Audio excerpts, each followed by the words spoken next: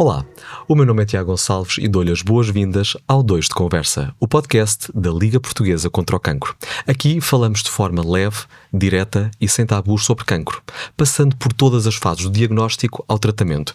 E o episódio de hoje é sobre sobrevivência e o papel das hormonas na recuperação.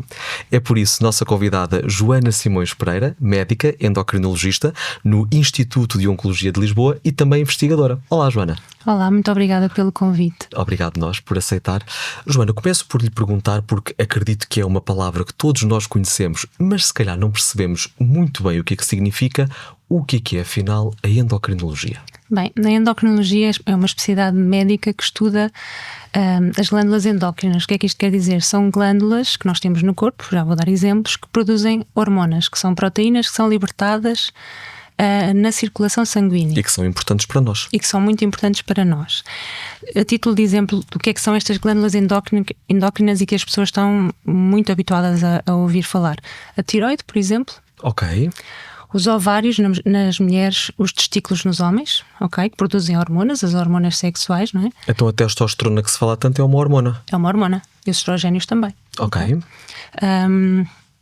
E os ovários e o testículo, como estava a falar, são glândulas endócrinas. É importante.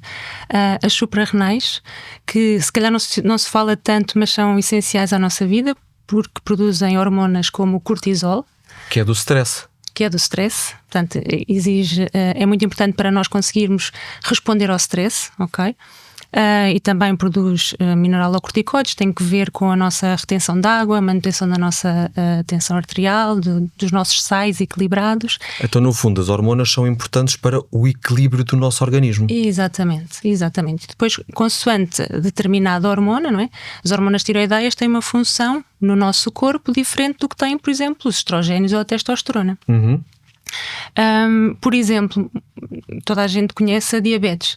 A diabetes é uma doença endócrina porque aquilo que pode ocorrer é uma diminuição da produção de insulina pelo pâncreas, que é uma glândula endócrina, também é exócrina, mas é endócrina. Ou então porque a insulina não consegue atuar onde deve atuar. Portanto, isso pode levar a diabetes. Duas glândulas também endócrinas muito importantes, que raramente se fala nelas, mas neste contexto dos sobreviventes de cancro também são muito importantes, são o hipotálamo e a hipófise, que são glândulas... Estão no cérebro, não é? Exatamente, mesmo aqui atrás do nosso nariz, perto da base do cérebro, e basicamente o hipotálamo e a hipófise vão comandar o resto das glândulas, da grande maioria das nossas glândulas. Por exemplo, são elas que vão mandar trabalhar ou que vão regular a tiroide, mais uma vez as nossas gónadas. Quando eu digo gónadas, este palavrão quer dizer ovários e testículo. Muito bem. Mais uma vez as suprarrenais, e depois também produzem uma hormona essencial também, que é a hormona do crescimento, e que, por exemplo, quando está afetada, principalmente nas crianças, não é? Pode levar a efeitos deletérios, nomeadamente uma baixa estatura. Então, já percebi, Joana, que quando falamos de endocrinologia estamos a falar de hormonas. Estas hormonas são importantes para que o nosso organismo funcione, entre aspas, como deve funcionar, e se houver aqui alguma alteração nas glândulas que as produzem, isto pode levar a um desequilíbrio. Pergunto-lhe então agora, qual é que é a importância das alterações hormonais quando falamos num contexto específico de tratamento oncológico? Porquê é que isto pode acontecer? Ok. Então, nós sabemos que com o facto de termos diagnósticos e tratamentos cada vez mais sofisticados, cada vez o número de pessoas que sobrevivem ao cancro é maior. E aqui a palavra sobrevivente é importante nós efetuarmos a sua definição, porque atualmente sobrevivente é todo o doente que tem o diagnóstico de cancro ao longo da sua vida e até durante a sua vida, ok? Portanto, tem o diagnóstico de cancro até eventualmente falecer pelo cancro ou por outro motivo qualquer não relacionado. Portanto, temos que continuar a acompanhar, não é? Exatamente. E porquê esta definição holística? Porque tem que haver um contínuo e efetivamente os efeitos endócrinos, hormonais, podem ocorrer precocemente durante o tratamento do cancro ou por causa do cancro em si, ou podem ocorrer muitos anos após o término dos tratamentos. Portanto, os efeitos são cumulativos. Então, mas é o cancro que leva às alterações hormonais ou são os tratamentos? Ambos. Então, estas alterações hormonais podem ocorrer quer pela própria pessoa, ou seja, nós sabemos que indivíduos que tenham sido submetidos a terapêuticas oncológicas numa idade mais precoce vão ter maior risco, se houver uma predisposição genética da própria pessoa, também poderá haver um maior risco de alguma disfunção endócrina, e depois fatores associados ao próprio cancro em si, ok? Ou à sua localização, por exemplo, um cancro, um tumor do ovário que produza androgénios. O que é que são androgénios? São hormonas precursoras que vão dar origem à testosterona. Certo. Isto numa mulher pode levar a uma série de sintomas que não são específicos da mulher, mas sim do homem, não é? Portanto, começa a ficar com muito pelo, etc. Isto em si é uma manifestação do cancro e já é uma alteração hormonal. Okay? Então, no fundo, é o cancro que está a induzir uma perturbação no organismo que se manifesta através de um sintoma, neste caso o crescimento de pelo. Exatamente, que é hormonal. Okay? Por exemplo, ainda relacionado com o tumor, imaginemos que temos um tumor perto, lá está, da hipófise, por exemplo. Pode haver aí, numa criança, pode haver aí uma desregulação e essa criança pode começar a crescer menos, porque há uma alteração, um déficit da hormona do crescimento, ou até ter uma puberdade mais precoce por causa desse tumor nessa zona. Quando eu digo puberdade mais precoce é antes dos 8 anos, nas raparigas, 9 nos rapazes. Começa a desenvolver-se mais cedo. Sim, e nós às vezes vemos isso em crianças como, por exemplo, 5 anos. Portanto, isso é decorrente do próprio tumor. E depois, então, temos as terapêuticas oncológicas a serem a causa destas sequelas endócrinas. Tanto pode ser a quimioterapia, e diferentes quimioterapias podem dar alterações diferentes. Por exemplo, a diminuição dos estrogénios, a diminuição da testosterona causada pela quimioterapia. A radioterapia. Isto, claro que vai ser diferente consoante a zona que é irradiada, não é? Portanto, se nós irradiarmos a zona da hipófise, vai haver uma diminuição, principalmente para doses maiores, das hormonas hipofisárias, a hormona do crescimento, depois as tais que regulam a tiroide, as gónadas, as suprarrenais. Se for uma radiação na zona do pescoço, pode envolver a tiroide, não é? A tiroide é uma glândula que nós temos aqui no pescoço em forma de borboleta e que é muito sensível à radiação e que, quando irradiada, pode levar ao desenvolvimento de hipotiroidismo. Isto quer dizer o quê? Uma diminuição da função da tiroide e pode levar a sintomas como, por exemplo, o cansaço, unhas mais quebradiças, cabelo mais frágil. Ou pode, por outro lado, passando mais tempo desta radioterapia, levar ao aparecimento de nódulos da tiroide e até mesmo câncer da tiroide. Muito bem, mas Joana, vamos tentar agora aqui, para quem nos está a acompanhar, fazer um exercício. Quais é que são as alterações hormonais mais comuns? Vamos supor que uma pessoa terminou agora o tratamento. Se a Joana tivesse que indicar principais alterações hormonais às quais devemos estar atento num contexto de sobrevivência, quais é que seriam? Isso depende muito do tipo de tumor e da idade, ok? E se calhar também se é homem, se é mulher, não é? Se é homem, se é mulher. Mas esse é exatamente o exercício que nós temos que fazer quando nos chega um doente na primeira consulta, na nossa consulta que nós chamamos de consulta de reabilitação endócrina no IPO de Lisboa. Mas é exatamente isso que nós fazemos. Nós olhamos para o diagnóstico que o doente teve, para os tratamentos que realizou e depois estabelecemos os riscos endócrinos. Por exemplo, tenho uma criança que teve um tumor do sistema nervoso central, foi operado, por exemplo, um meduloblastoma, e fez radioterapia sobre o crânio, em doses altas, mas também sobre o neuroeixo, ou seja, sobre toda a parte da coluna, para as pessoas perceberem melhor. Eu sei que esse doente vai ter um risco de ter déficit de todas essas hormonas da hipófise, porque a hipófise está nessa zona irradiada, ok? E sendo uma criança, eu sei que muito provavelmente vai ter déficit de hormona do crescimento. Portanto, eu vou ter que estar muito atento ao crescimento desta criança. Mas diga-me, Joana, nesses casos faz sentido um suplemento? Faz sentido suplementarmos com a hormona que está em déficit? Exatamente. E é por isso que já lá vamos, mas... Já lá chegamos, não é?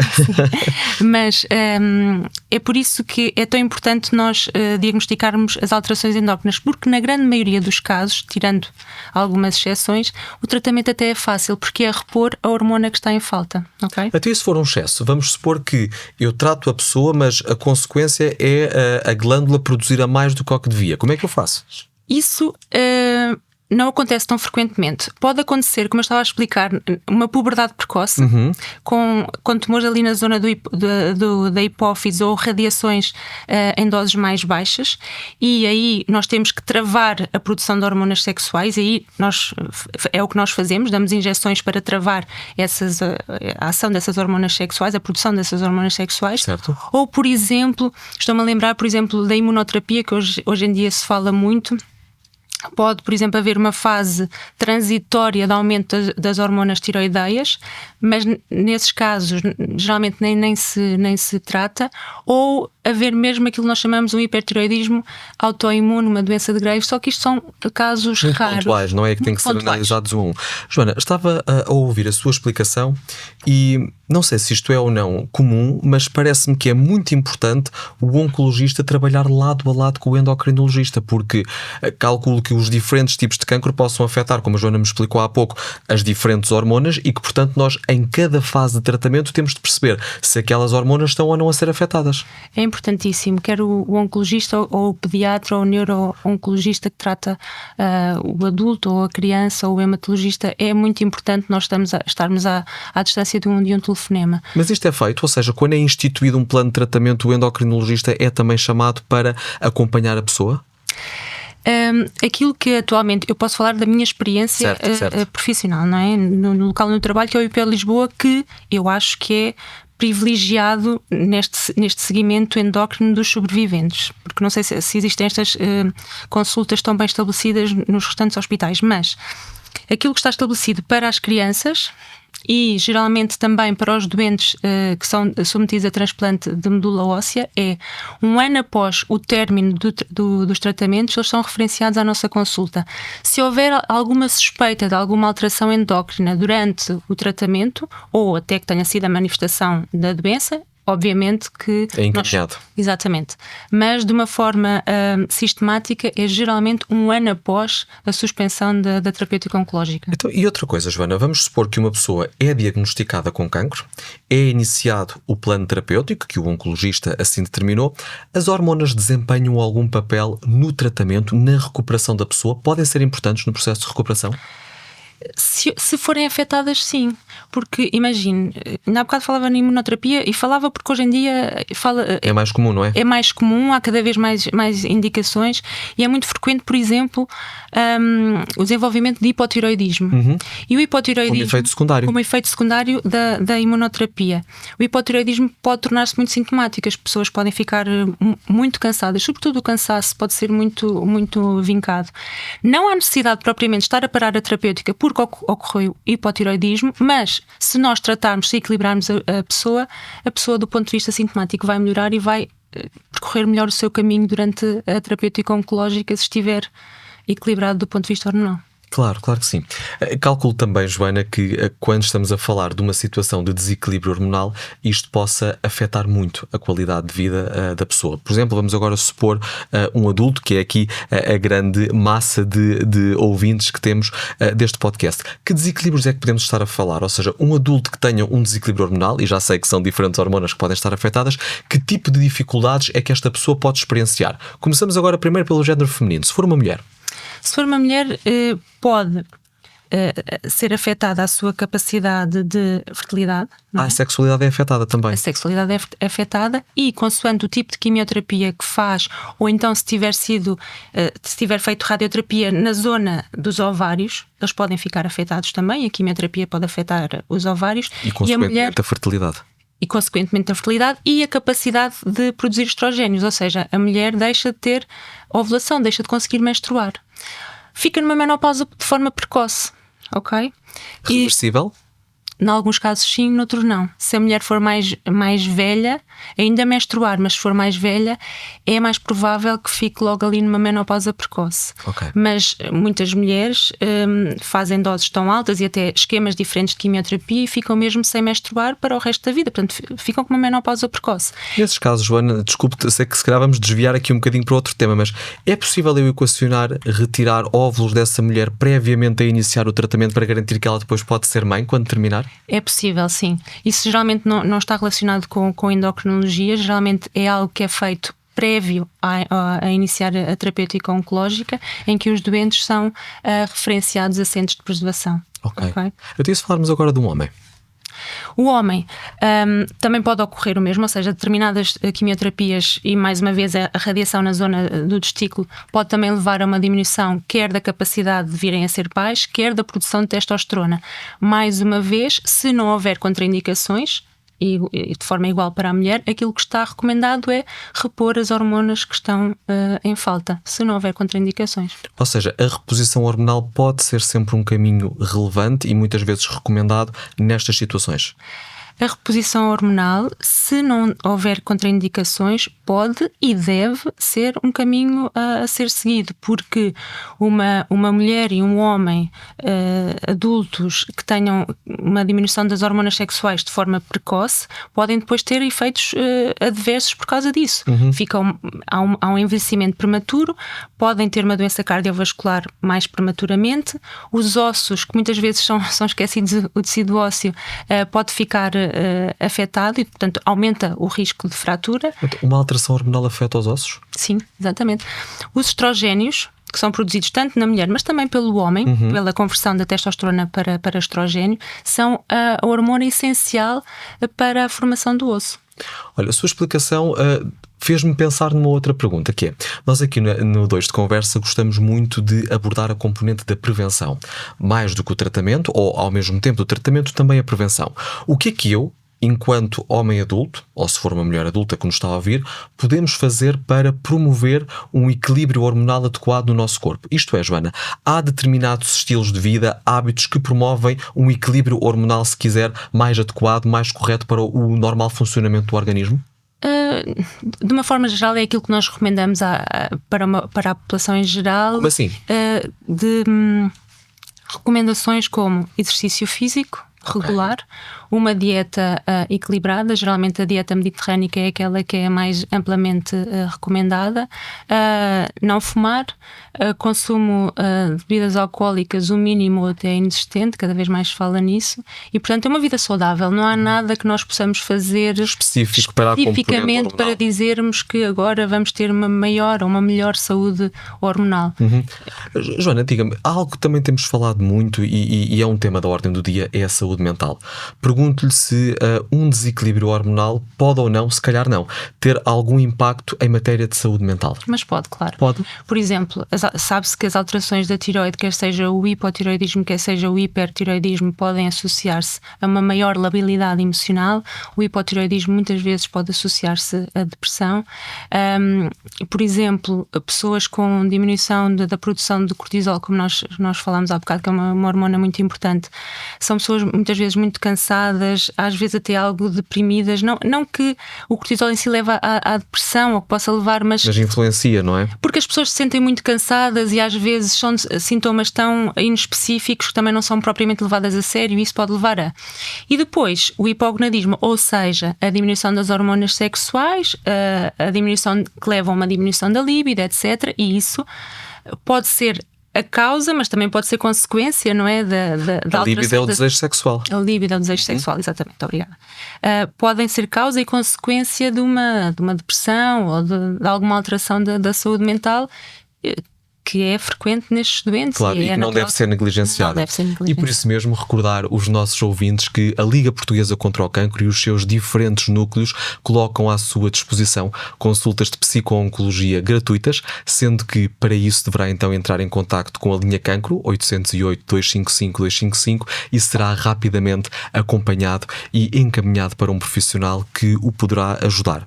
Joana, estamos a chegar ao final do nosso episódio, mas não sem antes perguntar-lhe, numa situação em que concluímos o tratamento oncológico, existe uma periodicidade em que esta pessoa tem que ser vista novamente, para além do oncologista, também pelo endocrinologista, para garantir que, e falou-nos há bocadinho das sequelas, que é possível que as glândulas fiquem afetadas, para garantir então que a produção hormonal está a ser correta? Há uma periodicidade que eu, enquanto doente oncológico, tenha que perceber?